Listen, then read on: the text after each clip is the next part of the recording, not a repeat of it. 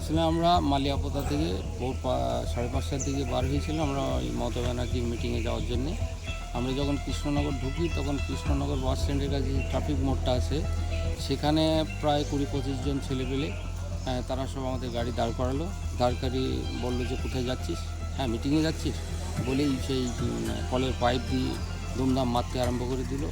প্রথমে গাড়ি কাজ ভাঙলো, তারপরে আমাকে মারলো, আমাদের যে গাড়ি চালাচ্ছিল তাকেও মারলো।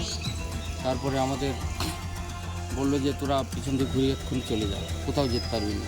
তো আমরা থানায় যাওয়ারও সুযোগ পেলাম না, হসপিটালে যাওয়ারও সুযোগ পেলাম না। তারপরে পিছন দিয়ে ঘুরিয়ে আমরা গাড়ি ছাড়লাম, গাড়ির পিছনে পিছনে ওরা লাঠি নিয়ে দৌড়াতে শুরু করলো। তারপরে আমরা ঘূর্ণি মোড়ে এসে দাঁড়ালাম, দাঁড়িয়ে 100 নম্বরে ফোন করলাম পুলিশের জন্যে। পুলিশকে সব ঘটনা জানালাম, জানানোর পরে তারপরে প্রায় 25 মিনিট আধ ঘন্টা আমরা দাঁড়িয়েছিলাম, কিন্তু পুলিশ কেউ আসেনি। তখন কী করব, আমরা ভাবলাম রক্ত ঝরছিল আমার মাথা দিয়ে। তো আমরা বললাম চাপড়া হসপিটালে যাই। সেখানে চাপড়া হসপিটালে এসে ড্রেসিং করে এখন চাপড়া থানায় এসে আমরা নিরাপত্তার কারণে ওদিকে যেতে পারিনি, কৃষ্ণনগর যেহেতু যেতে দেয়নি, এই জন্য চাপড়া থানায় এসে আমরা রিপোর্ট করতে যে আমাদের সাথে এরকম ঘটনা ঘটেছিল। মারধর করলো ওই যেসব ছেলেগুলো ওইখানে দাঁড়িয়ে ছিল বিজেপির সমর্থক, ওরা তাদেরকে এমনি তো তাদেরকে চিনতে পারা, মানে আমাদের বাড়ি তো মালিয়াপোতা, এবার কৃষ্ণনগরে হলে আমরা তো চিনতে পারিনি অতটা। প্রথমে আমারটা ভাঙচুর করেছে, পাশে একটা ইকো গাড়ি ছিল ওইটা ভাঙচুর করেছে। তারপরে আমরা যখন পিছিয়ে আসলাম আমাদের তাড়িয়ে দিল ওখান থেকে। ব্যাক করে আসার পথে আরও গাড়ি আসছিল, তাদের আমরা বললাম যে তোমরা ওদিকে যেও না, মারবে। তো তারাও গাড়ি ঘুরিয়ে নিল। হ্যাঁ, আমরা চাপড়া থানায় এলাম অভিযোগ করতে, আর এমনিতে 100 নম্বর ডায়াল করেও আমরা অভিযোগ করেছি। কতজন আহত হয়েছে? আহত আমি একা হয়েছি, আমার সাথে ড্রাইভার আহত হয়েছে। মমতা ব্যানার্জি তৃণমূল মিটিংয়ে যাচ্ছিলাম।